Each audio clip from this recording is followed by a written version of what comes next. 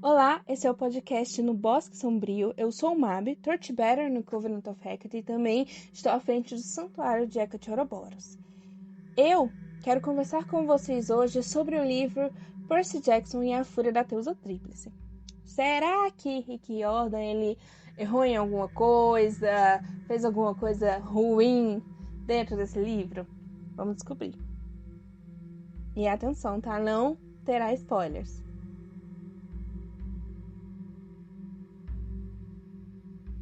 Eu acredito que você já deva conhecer Percy Jackson.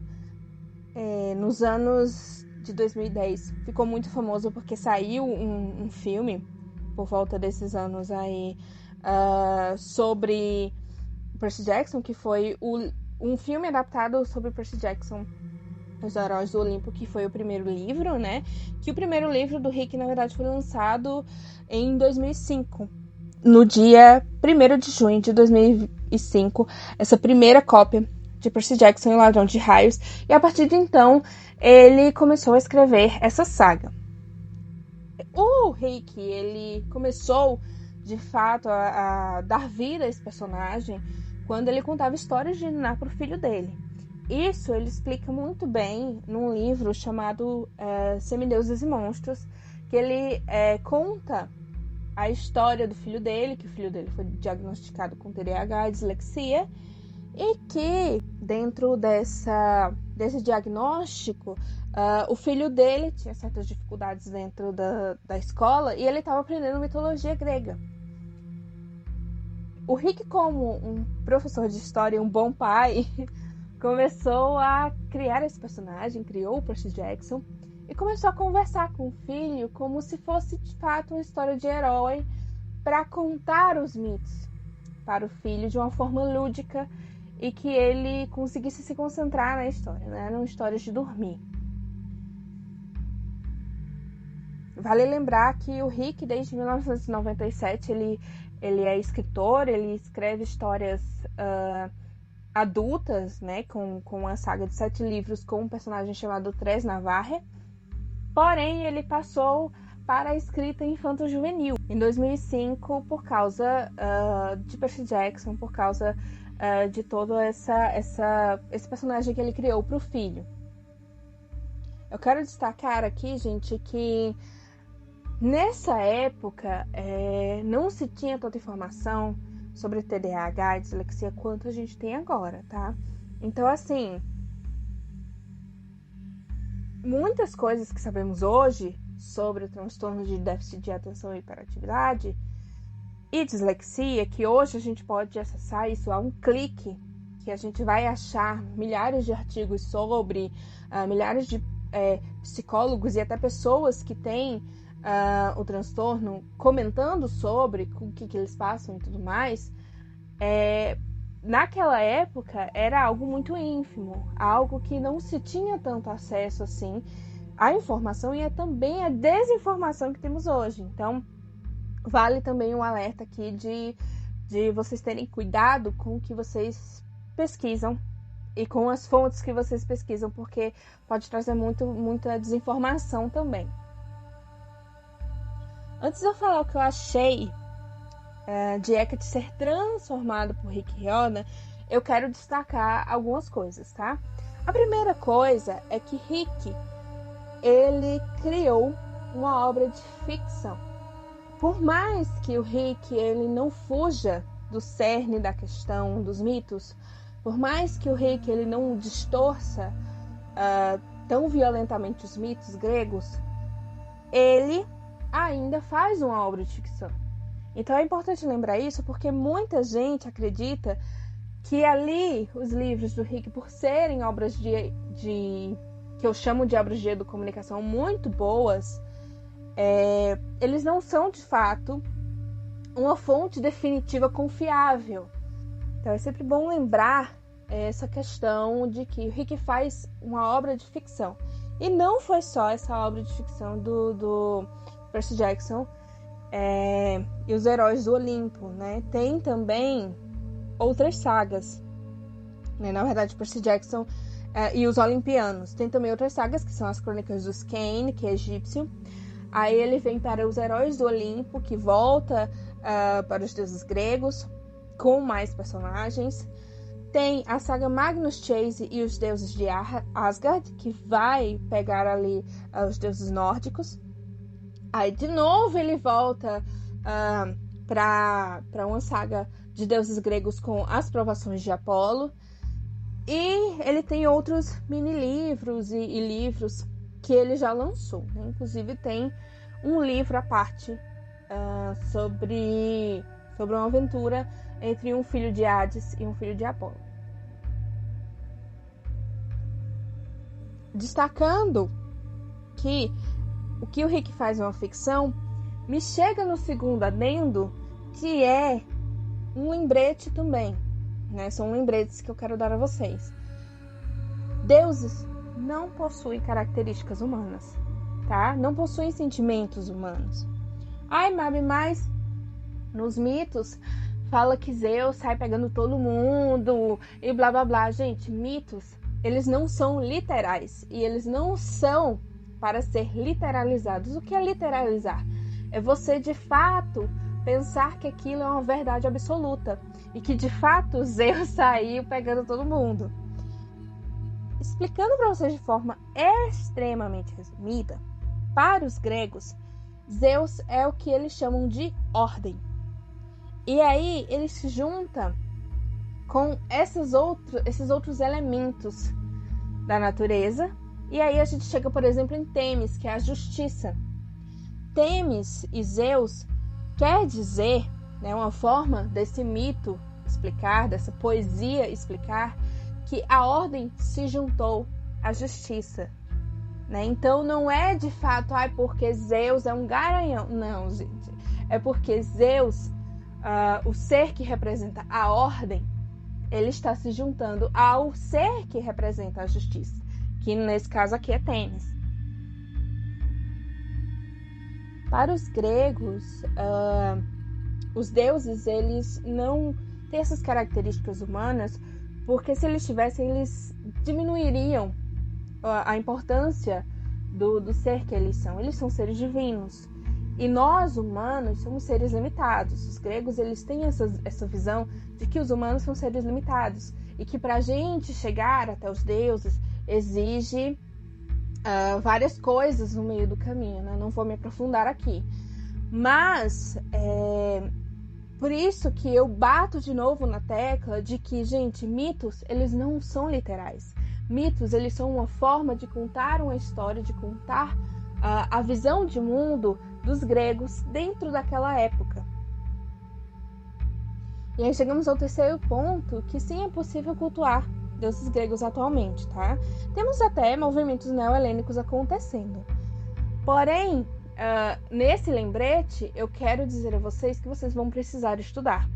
Ah, mas Mabi, eu não quero estudar. Ih, meu anjo, não vai ter como você aprender de fato sobre Hecate, né? Porque se você quer, de fato, construir um culto sólido a Hecate, você vai ter que estudar sobre os gregos, você vai ter que estudar como essas pessoas viam Hecate, como elas cultuavam Hecate, e você vai ter que estudar a partir de mitos, você vai ter que estudar a partir de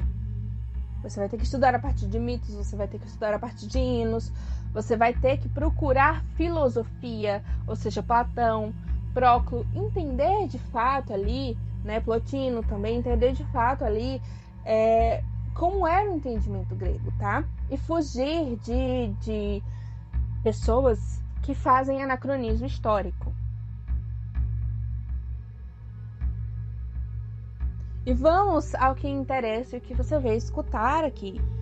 Hecate como personagem do Rick Riordan teve alguma coisa fora da casinha?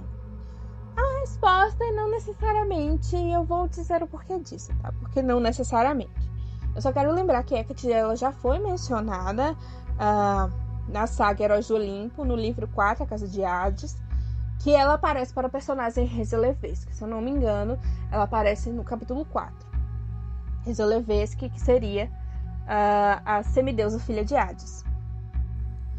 Nesse livro da Fúria da Deusa Tríplice, Hecate pede para que Percy Jackson faça um favor a ela de ser babá de seus animais, que no caso é uma cadela, Écuba, e um tourão, Gale. Antes de explicar a vocês quem é Écuba e quem é Gale, e eu acredito que se você já estudou sobre Hecate, você sabe quem são esses personagens, eu quero destacar aqui como Rick coloca Hecate dentro do livro, né? Introduz Hecate dentro do livro. Tentei não pensar nas muitas formas como ela poderia me matar num piscar de olhos. Esse é o pensamento de Percy Jackson. Ele fala, e você é? Eu não queria ser mal educado. É só que, às vezes, os deuses apareciam do nada. Não faziam questão de se apresentar. E eu começava a desconfiar que aquela desconhecida fazia parte da lista de coisas irritantes superpoderosas. Os olhos cor de ônix cintilaram. Ela se inclinou para a frente e entrelaçou os dedos, parecendo mais uma diretora do que a própria diretora da escola. Pode me chamar de portadora da tocha, de caminhante das estrelas, de andarilha da noite, de perturbadora dos mortos, de filha de Perseus e Astéria, a deusa tríplice. Olha só que... Nossa, gente, me arrepiei todinha. De novo. Lendo de novo, me arrepiei todinha. Voltando para os animais, de fato, os mitos ao redor desses animais existem. Écuba foi a antiga rainha de Troia, que Hecate transformou ela em uma grande cadela negra, que virou sua companheira. E Gale, segundo o site Theoi e o livro de Claudius Elianus, que se chama On the Characteristics of Animals, Gale teria sido uma feiticeira extremamente habilidosa e que foi transformada por Hecate em uma espécie de doninha, né, após a Gale ter acendido uma fúria em Hecate. E aí, quando eu digo que não necessariamente Rick pode ter errado, é só porque ele trouxe uma associação muito pós-moderna, que é a associação de Hecate com a deusa tríplice, tá? Ele errou entre muitas e muitas aspas, porque assim, nós não temos aparato histórico, nós não temos nenhum tipo de historicidade em relação a essa junção da deusa tríplice, que é uma deusa celta, com Hecate, né? Hecate, na verdade, ela é tripla porque ela governa 3 reinos, o mundo superior, inferior e médio. Então, o Rick, ele traz, de fato, até aparatos históricos muito bons quando ele destaca que ela é portadora da tocha, que ela é caminhante das estrelas, que ela é filha de Perseus e Astéria. Isso, de fato, tem documentos históricos comprovando isso sobre Hecate. Mas não temos documentos históricos comprovando que ela seria a deusa da Wicca, a deusa tríplice. Eu acredito que o Rick, ele tenha feito uma espécie de fanservice aí, tá? Porque, como é uma associação pós-moderna, e obviamente ele quer vender livros, né? Não vamos ser ingênuos de que, não, ele tá fazendo uma historinha fofinha, só pra ser fofinho, não. Ele quer vender livros, porque senão ele nem tinha voltado para as sagas de Percy Jackson.